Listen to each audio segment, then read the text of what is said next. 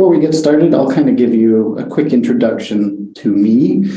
For those of you that have not participated in one of my webinars, my name is Joseph Hills. I am an ELT consultant with eFuture.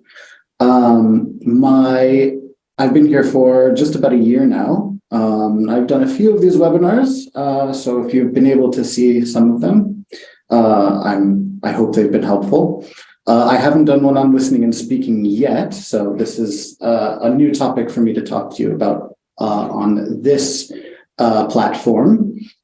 But I have been living in Korea for about 12 years now, almost 13 years. Time flies. And in that time, I have taught all levels. So all the way from kindergarten preschoolers, all the way up to retirees.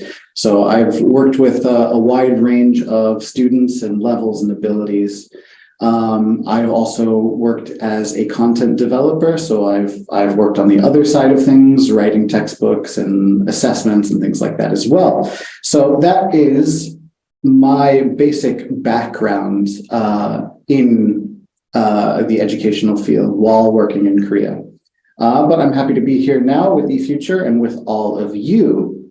So let's go ahead and dive right in.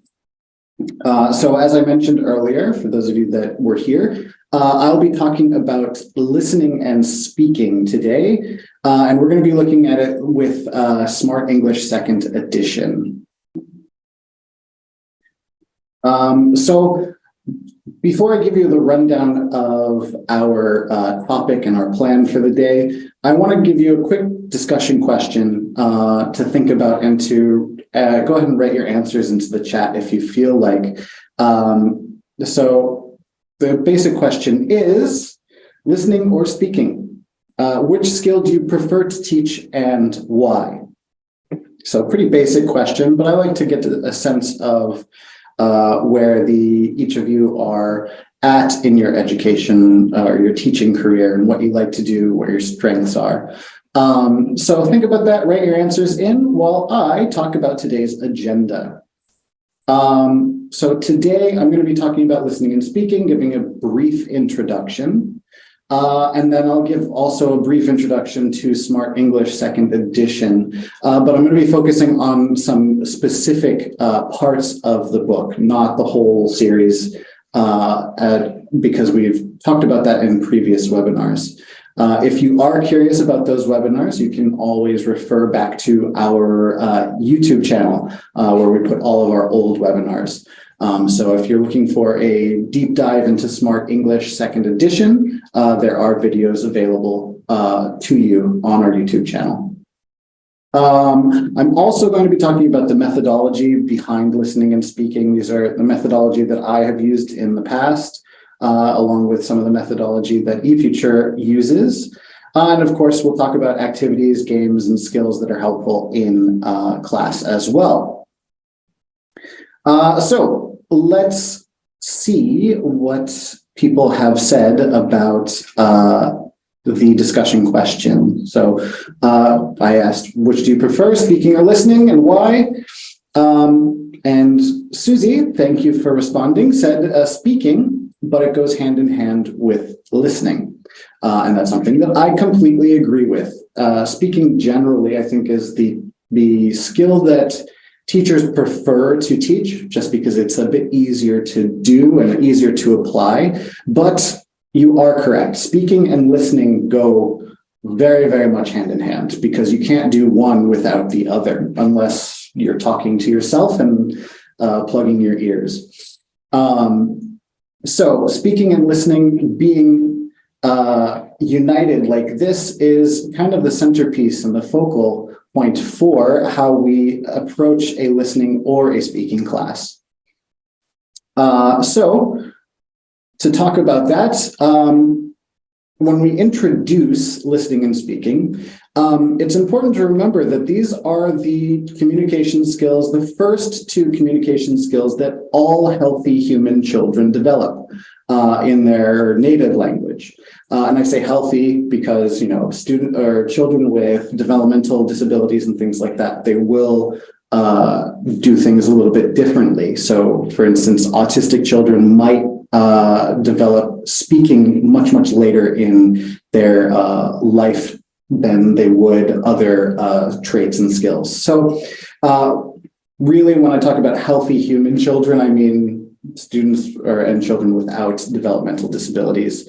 But even though these two communication skills are the ones that are developed first, in a classroom setting or in a learning environment, listening and speaking can cause high anxiety in young learners, especially young learners in a big class, because there's a great deal of attention that is focused on an individual when they speak, or when they are forced to listen to other people and they're having trouble understanding. So that can cause a lot of stress among learners, even if it's something that they do naturally quite early on. One way that we need to mitigate this is by approaching listening and speaking with a real life meaning and a real life context. So whenever we are teaching listening and speaking, our focus should be on real life application. And that can be tough to do with low level books. When we're teaching basic vocabulary, we're teaching phonics. Sometimes the words may not seem like they make sense as something that teachers or students can use in real life. I've come across that when in my own studies, when I studied Korean, or when I was in university and studying French. Those introductory chapters are always, it's basic vocabulary to get you to help with pronunciation and things like that. Like one of the first words I learned in Korean was the word for cucumber. And that's not a word that I use every day, but it does help with pronunciation. But when the majority of the language that we're teaching in a class is meant to have a real life application, it makes it a lot easier and a lot more engaging for our students. And in an EFL environment, word building and pronunciation development are essential because these things are going to become more and more important because we don't learn in our second language, we don't learn listening, then speaking, then reading, then writing like we would in our native languages. We're actually learning all of those things at the same time. So we need to focus on basic essential building blocks early on and make sure that we build a strong foundation, and that's with vocabulary and pronunciation. Now, 60% of all communication is spent listening, more than speaking. We spend a lot more time listening. It may not seem like it sometimes, but that's the case. Over half the time is spent listening. However, 25% of the information that we listen to and the things that we hear is retained. So even though we're listening a lot, we're not retaining a lot of that information. And for our young learners and second language learers, that number drops significantly. I would even say it's at best maybe 10%. So when we are in a speaking class, or especially in a listening class, we need to make sure that we reduce the number of targets that we have so that we can guarantee that our students at least can leave the class knowing one thing. If we can guarantee that, I'd say it's a pretty successful class. I would rather have my students leave the class knowing one thing very well than 4 or 5 things poorly. So that's where I kind of focus my attention when I have a speaking or a listening class. This need for accurate listening and accurate speaking is becoming more important due to how communication is recorded. The way that we record information, either through videos and through different audio formats and platforms, these things are changing how our students are able to pay attention to the things that they hear and to the things that they respond to. You'll notice that videos become shorter. Audio files and tracks, things like that, become shorter.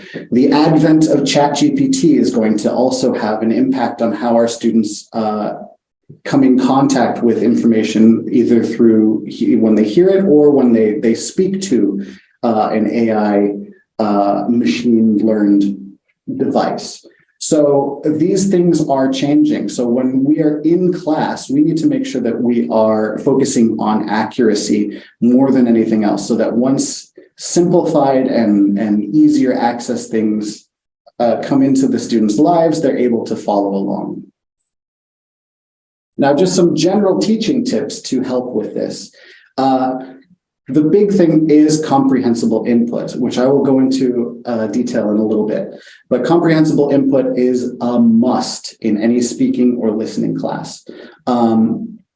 When we are teaching our students, we need to make sure that we are carefully selecting the listening and speaking materials. Now, with Smart English, we are curating those materials for you, so we can take that element out of that element of guesswork out of the equation if you're using Smart English. But if you're pulling additional resources from the internet or from a library, anything like that, you have to make sure that the resources that you are using are useful and they are comprehensible, but also that they're fun and they don't make your students uncomfortable or add stress to their lives. We want to inspire confidence in our learners. And as I mentioned before, it's quality over quantity. That same thing. One thing very well versus four poorly. This is a useful tool to use as teachers in our classes. When you are a teacher and you're working with students and you're trying to encourage your students to speak, you should be following the RASA method. There is a wonderful TED Talk on listening and speaking by, I believe his name is Julian Treasure. And he created this RASA, or he codified this RASA method.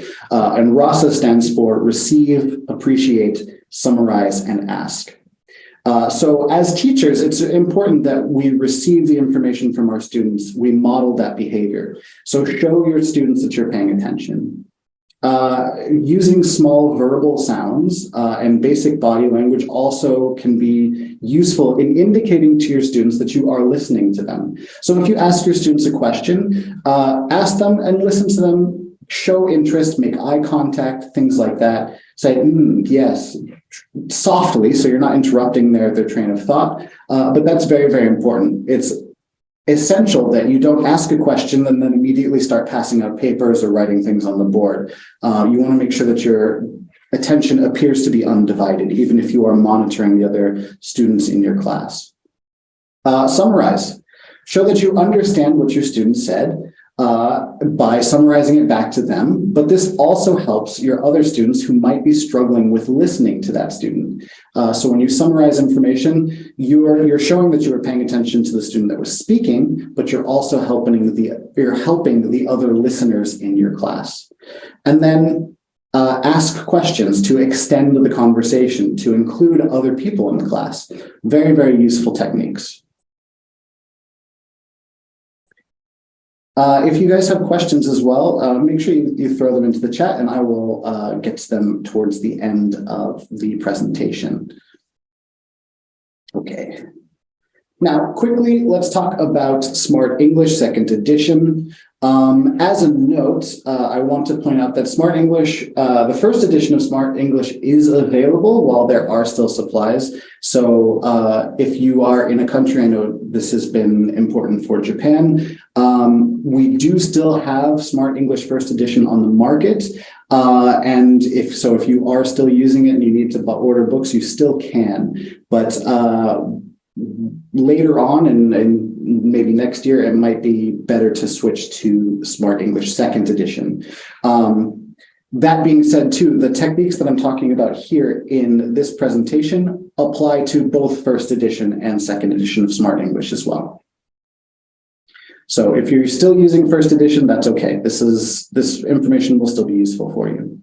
The images might just be a little bit different. But basically, Smart English 2nd edition is pretty similar to first edition in that it's easy to follow. We're using authentic language. We are systematically recycling the topics in each unit so that if you see a language target or an idea in Unit 1, it will appear again in Unit 2, 3, 4, 5, and so on. We did update illustrations, photos, the animations, songs, and chants. We updated our ebook and the digital tools. So the ebook is a bit more user-friendly and is useful for how classrooms are organized today. And then we also have a brand new Smart English Second Edition app that features an AI-assisted speaking practice. And we do that with a little character named AI Andy. Now I'm going to show you a quick demo video of what you can do with AI Andy, but basically what the AI speaking app does is help students practice speaking while they're outside of class. So they can do this at home, they can do this on the bus, or you can use it in class as well. But it assesses, AI Andy will assess their fluency and their accuracy. AI Andy evaluates pronunciation, and we provide statistical information to help track your student progress, your learning progress. And of course, this is available for free on the mobile app, which you can get on Google Play Store or the Apple Store. So another quick discussion question to think about while I show you the demo video is what activities, what speaking and listening activities do you use in your classroom, and why do you think they're effective? So think about this while we watch this short demo video. Hi, I'm Andy. Can you guys hear that now? Practice speaking. Listen and repeat. Where are you, Jake? Where are you, Jake?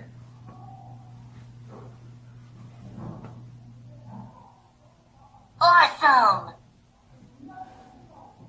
I'm at the zoo. I go zoo. Not bad. Act out a character. Choose your character. Who do you want to be?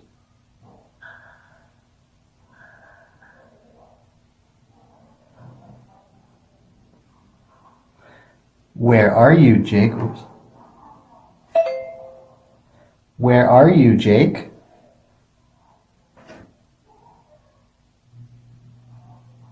I'm at the zoo. Where are you, Betty? I'm at home.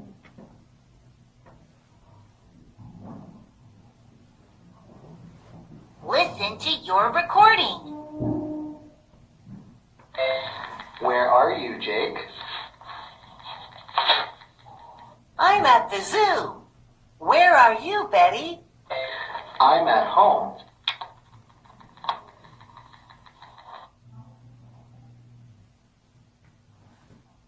Awesome. And you can see there at the end, you get your comparison. So if you make some mistakes, you can see where you are versus the average scores using the app. So very, very simple, straightforward. It's great extra practice for your students to use.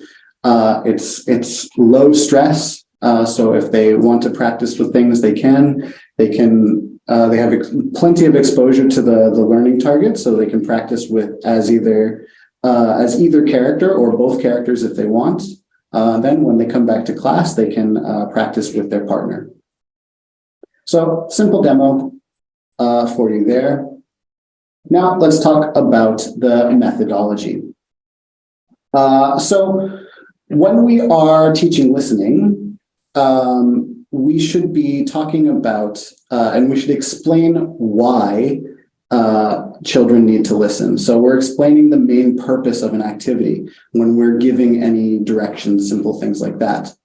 But when we are teaching listening, we need to be cognizant that we're teaching students useful listening strategies. We are not teaching our students how to use their ears. That becomes more behavioral practice and socialization, developmental stuff. We're not doing that with a listening class. So we're talking about and teaching listening strategies. And listening tasks have three basic parts. There's pre-listening, during listening, and post-listening activities that we can do. And we should be incorporating all of these for each activity that we play. Even if it's a game, there should be some sort of pre-listening task and a post-listening wrap-up connected to the game. So with an activity such as this, so this is a chant from Smart English, we would do some sort of pre-listening activity, which would actually be more of a speaking task. So have them talk about the pictures, things that they know, things that they recognize, do comparison between the two pictures, then go into the actual listening activity. So it's a listen and chant activity, and then do a post-listening activity, which can be a review, a fun performance, a game, anything that you like.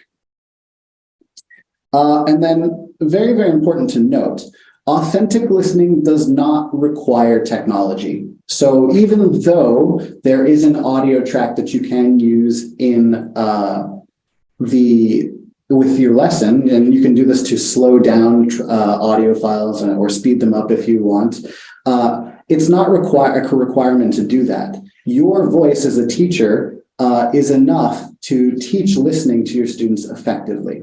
The extra technology is a useful tool, but it's not a requirement.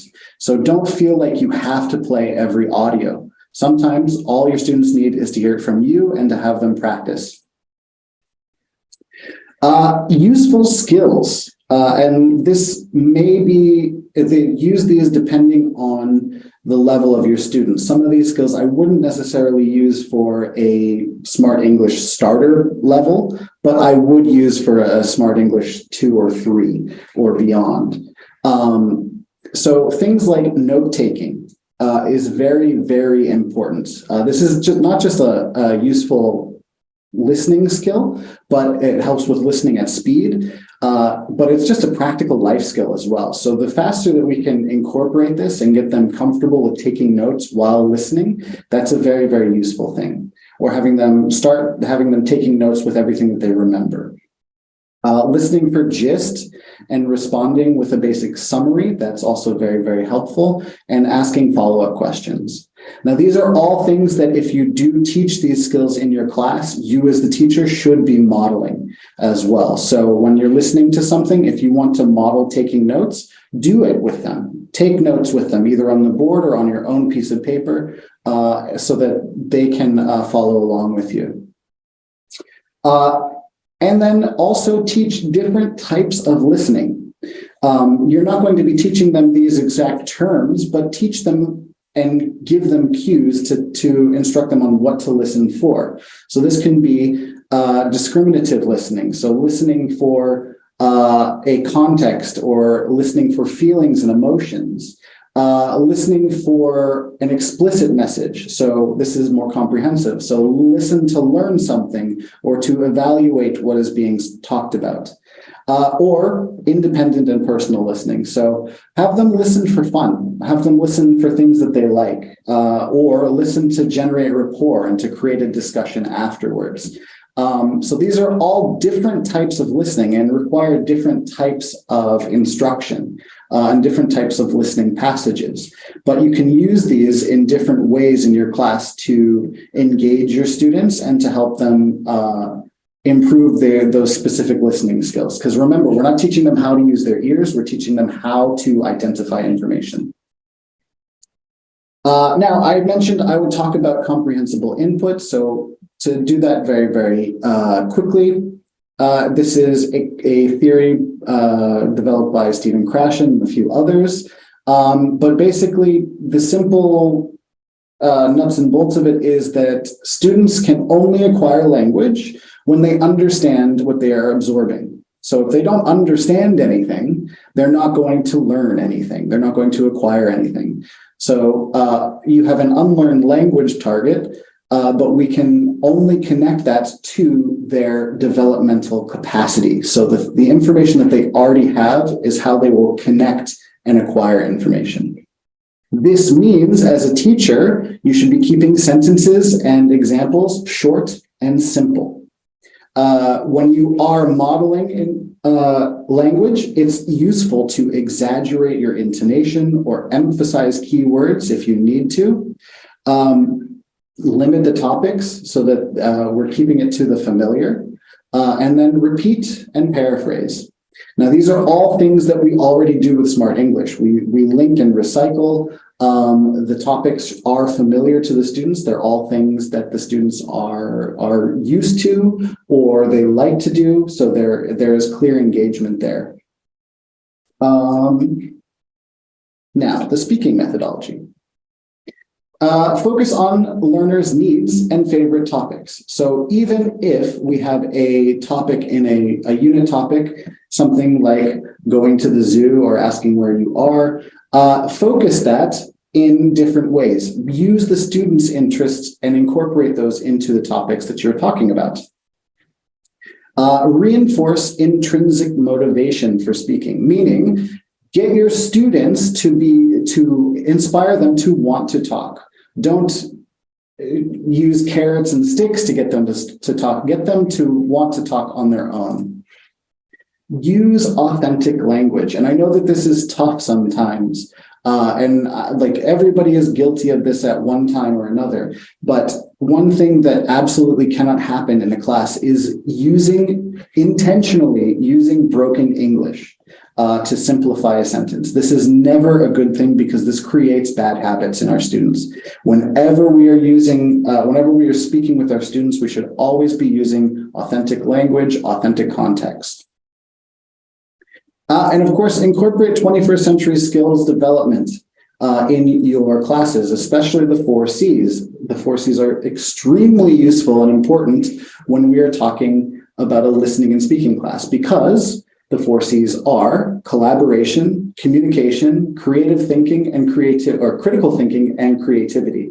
So those 4 skills in and of themselves require a lot of listening and speaking to get from point A to point B. So we can do this naturally. Even if a book isn't necessarily geared towards teaching 21st century skills, we can still apply them in our classrooms. So I think that's enough introductory information. Let's talk about some basic activities, games, and skills that we can use in class. This is not a warm-up that will appear in the Smart English book, but this is a warm-up that I have used to great success with my students of different ages and levels. And it is a poem called The Chaos. And I use this as a fun warm-up. Basically, it's what I call an audio vocal warm-up, where you're using this at the beginning of the class just to get your students ready to speak. So you do this repetitive rhyming poem so that they can use their voices as well as their ears. Now, if you have a class that doesn't necessarily like to sing and dance, that can be tough with those older level students. They may not want to listen to the Smart English welcome song every class. So this is another option that you can have. And songs decrease in effectiveness as students get older anyway, so this is a different way to do it. But basically, this poem demonstrates 800 spelling irregularities in the English language. So it's a really, really long poem. This means I am not asking my students to read the entire poem. They get a tiny, tiny bit of it. And each time we read the poem, we add maybe 1 or 2 lines to it. This is important to note that the meaning of the words is not important. What we're doing with this poem is we're simply exposing them to individual words and sounds. So they're hearing and seeing the sounds. That's what makes this important and useful. And it makes them a bit more comfortable with the English language, because the English language is tough. Like I said, with 800 different irregularities in pronunciation, it can be quite confusing to your students. And if the poem confuses your students too much, don't use it. But if they're comfortable with this, if they're comfortable with being silly and having trouble pronouncing the words, that's good. But this is just a good engagement thing. So this is just a sample. And if you download this PowerPoint, which will be made available for you, you can click on the link in the title here in the header, and you can download the PDF version of the chaos. So this is a very, very simple, this is the introductory couple of stanzas of the poem. And so you'll see that the words themselves are fairly short. They may not understand or know all of the words. That's okay. That's not important. We're not talking about meaning. We're only talking about hearing and seeing the sounds. So when you go through and read this, read it with them, have them try and read it on their own first, and then build on it. So you can read it together. We'll read a couple of them. Read through this and see if you can pronounce all of these words perfectly. I'll give you a second to look at this.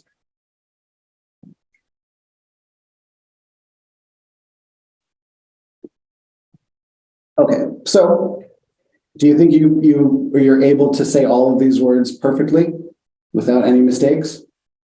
Well, let's see. I'll read this through to you just very quickly. Dearest creature in creation, studying English pronunciation, I will teach you in my verse sounds like corpse, core, horse, and worse. It will keep you, Susie, busy. Make your head with heat grow dizzy. Tear in eye your dress you'll tear, so shall I. Oh, hear my prayer. Pray console your loving poet. Make my coat look new, dear, sew it. Just compare heart, beard, and herd, dyes and diet, Lord and word.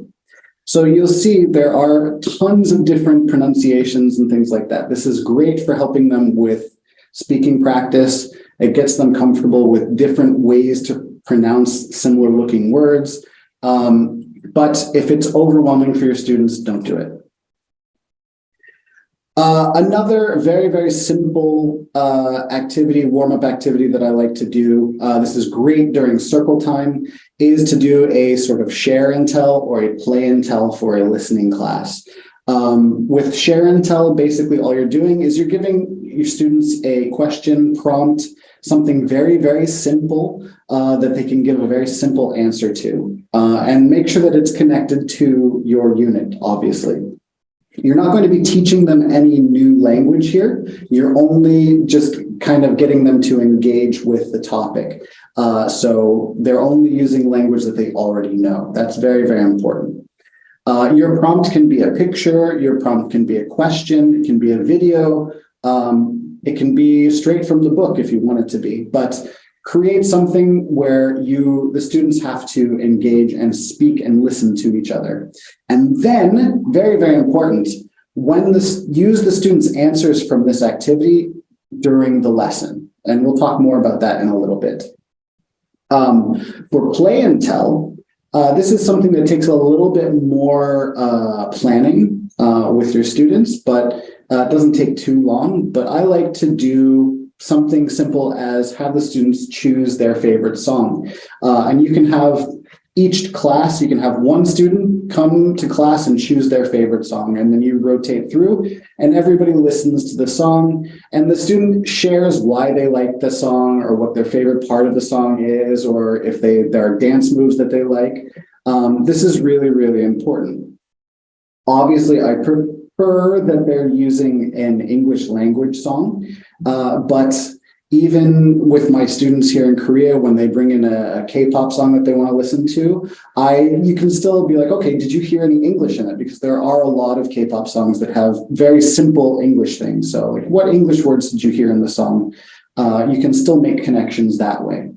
But let your students choose the song. Like if it's a completely inappropriate song for class, then you can tell them to choose another one, but you're giving them the encouragement to participate in class. So again, we're building confidence here as well as getting them ready for class. Text connections. So I've already kind of talked about this, alluded to this, but make sure that your share and tell is thematically connected to the lesson. So here our unit is called At the Zoo. And we've heard these target sentences already in the AI app demo, AI speaking app demo. So I'm not going to go through them again, but basically here, what we're doing is we can connect the simple stem of I'm at or I'm and asking where you're going. We can use this and connect it to the things the students or the places the students like to go. So you can ask your students, where do you like to go at the beginning of class? Or where did you go this weekend? And use their answers as additional practice with the target. Now, with Smart English, we use the PPP model, which is the presentation, practice, produce model of learning. And the teacher's manual will guide you through this process quite effectively. So if you're not quite sure what to do, you can always refer to the teacher's manual and get some pretty helpful information here. So the other way to remember PPP is I do, we do, you do. So the presentation portion of the lesson is the I do. Where the teacher introduces and explains the new language targets. So you would model the information, model the language that the students need. Then in the practice section, the we do, this is guided practice. So the teacher is working with the students, working closely and slowly taking a step back as you work with the language targets until the students are working independently. Which is the you do portion of the or the produce portion of the lesson, where the students are allowed to experiment with the language. They can complete tasks with the language on their own or with a partner in a small group. But really at this stage, the teacher is now a facilitator and going around and providing assistance as needed. So it's targeted assistance, but the students are more or less on their own experimenting and playing with the language that they've been learning. Now, what I like to do during that practice section is I have 3 basic practice segments in the class. So you have a teacher-student practice segment where the teacher leads and then the students respond or the students follow. Then practice 2 is student and teacher. So you give the students a chance to practice together first, and then the teacher then goes through and guides a little bit more and corrects mistakes that are directly impacted by what the students are doing. And then in that third practice, it's just student. And to go through, let's look at the first 2 pages of this unit of At the Zoo. So looking at this page, which activities are presentation activities, which activities are practice activities, and which activities would be production activities? What do you think here? Let me check the chat. Any thoughts, any ideas on which of these sections would be presentation activities or practice or production?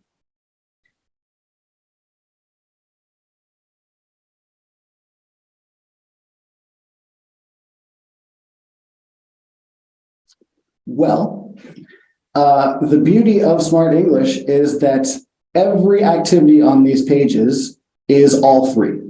So we should be doing the PPP or I do, we do, you do format with each of these activities. So there's always something that you would do to present the information, then practice the information and produce the information independently.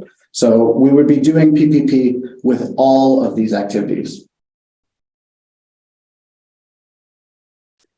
Now, unfortunately, because this is a webinar, we can't do these things too much together. Normally, I would lead you through each of these activities as a group, but it does require a lot of speaking and listening to individual answers, which we can't do in this webinar format, unfortunately.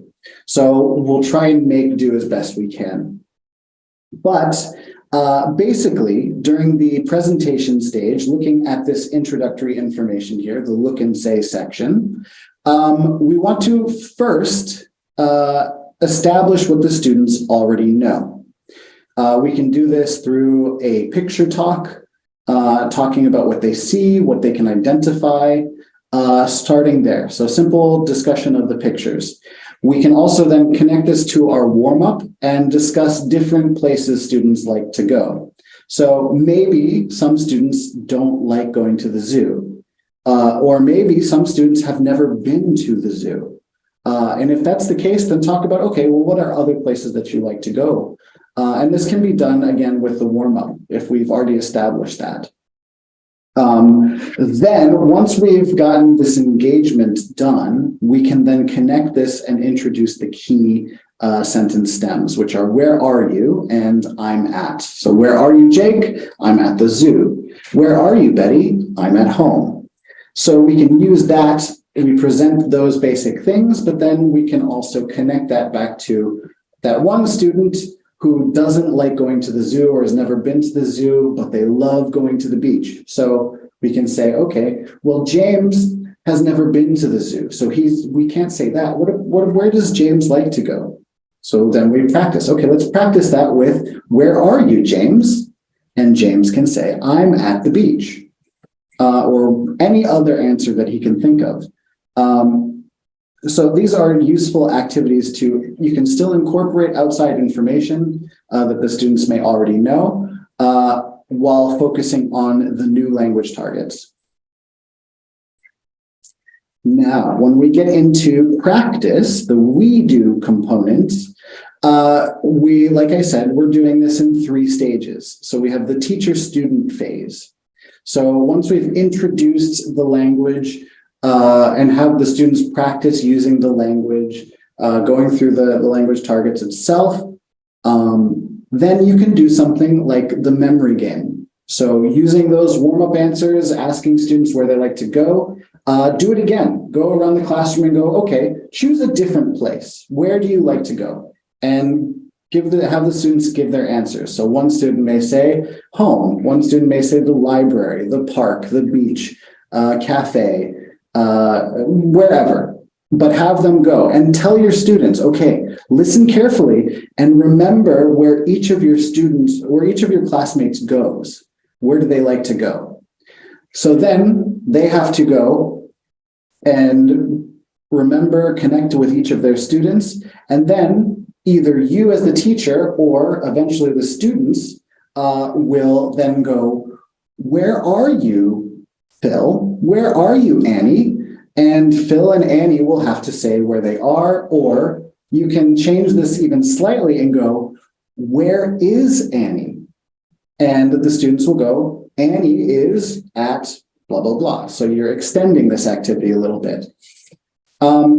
But basically, this is a simple, basic practice. It's engaging, it's fun, and it's personal, which will make it easy for the students to listen and to speak. And if you go through it a couple of times, they'll start to get it faster and faster.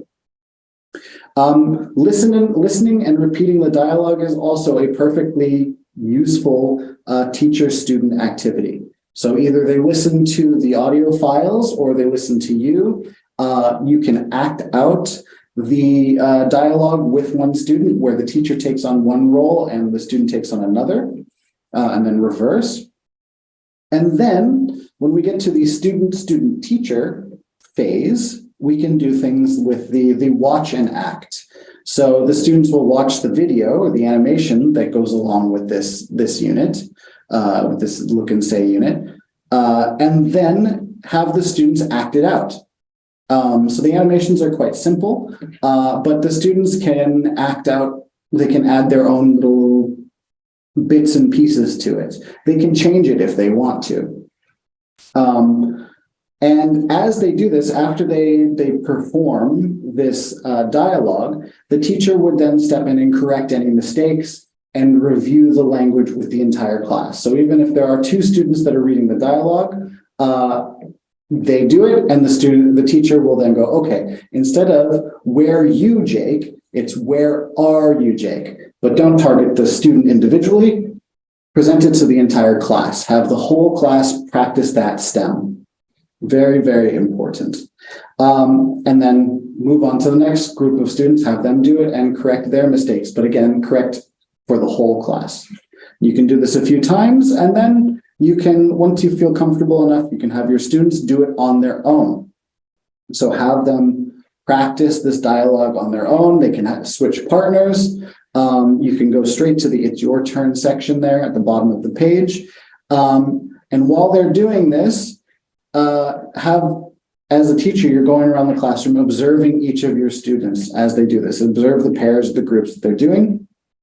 And if you want to get the students up and moving around the classroom, put pictures up on around the room and have little stations that they go to where they would practice this dialogue. So on station 1, it'll be this picture, zoo and home.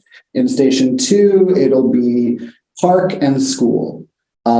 In station 3, it'll be library and beach, something like that. And the students will rotate through each of those stations and connect the pictures with the dialogue that they're using so they can experiment. And finally, in the produce section, the you do section, you can use the student phase of the we do section, the production section, practice section. You can, if you're running out of time and you don't have a whole lot of time to go through each phase, you can use that last student time as your production stage as well.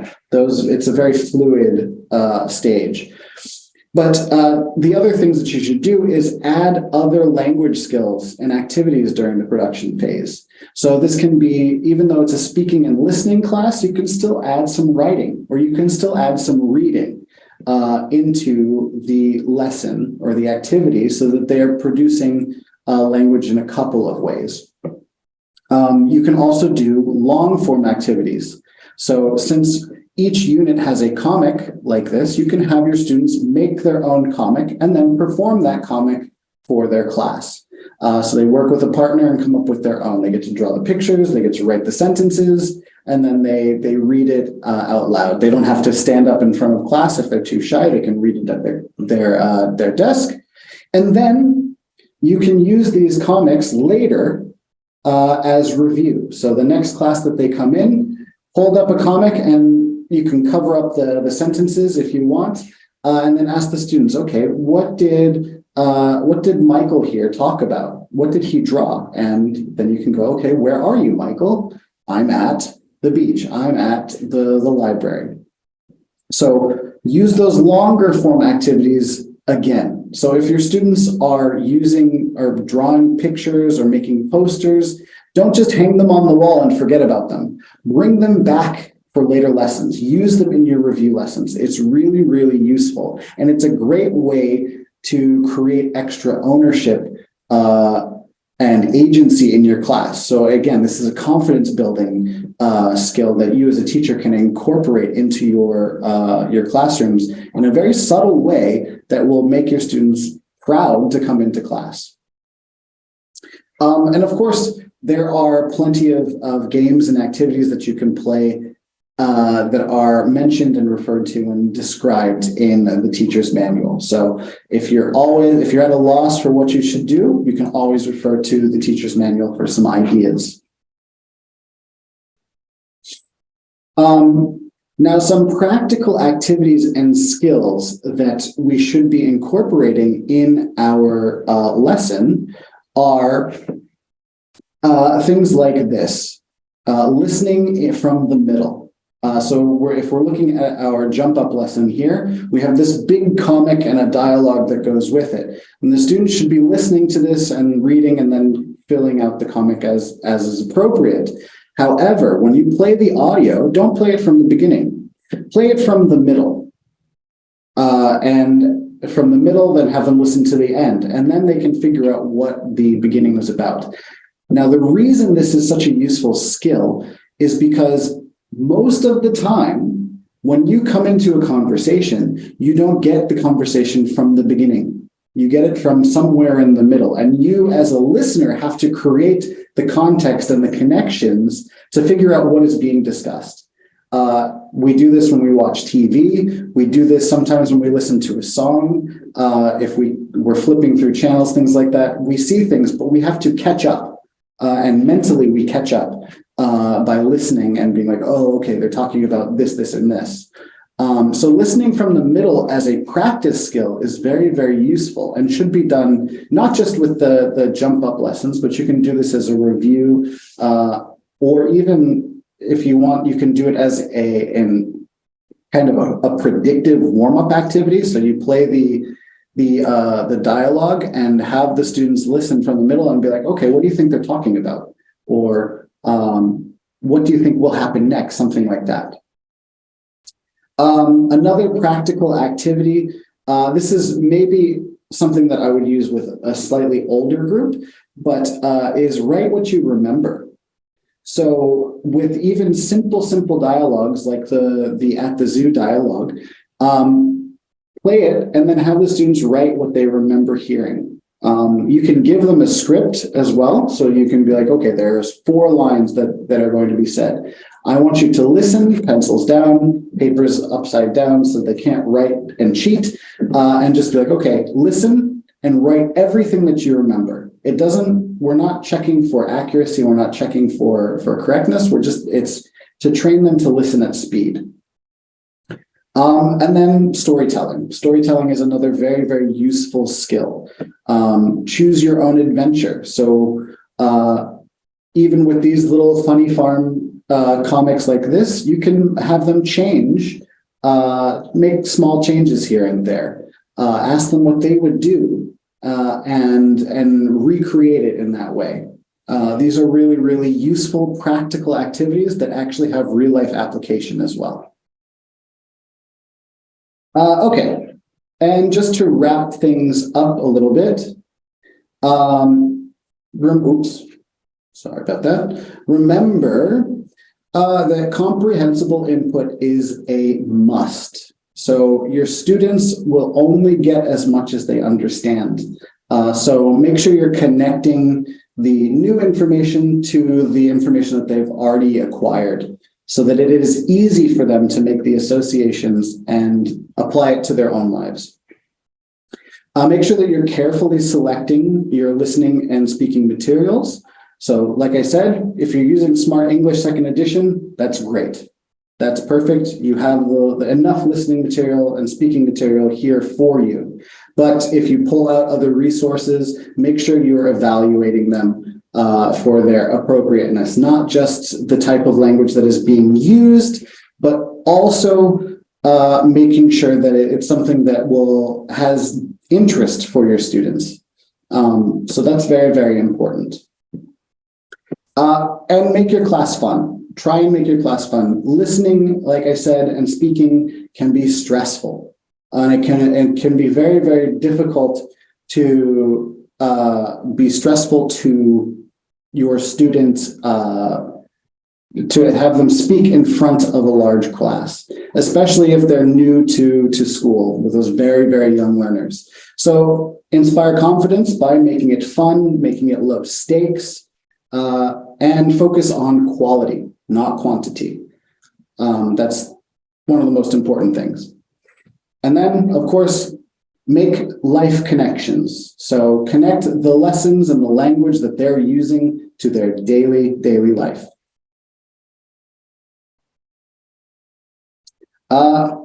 So that is where I will leave it. We have about 5 minutes for questions. The webinar will be available on YouTube for you. We will also be sending out a survey link so that we can send you your certificates. But of course, if you have any questions, you can always email me. You can email eFuture in general.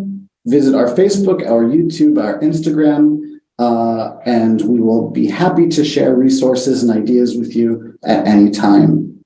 If you have questions, you can also contact our partners here. If you don't see your country listed here, then you can always contact us at eFutures. Just use the inquiry at ELT Korea email address. Thank you all very much for attending, and we'll see you next time. Bye-bye.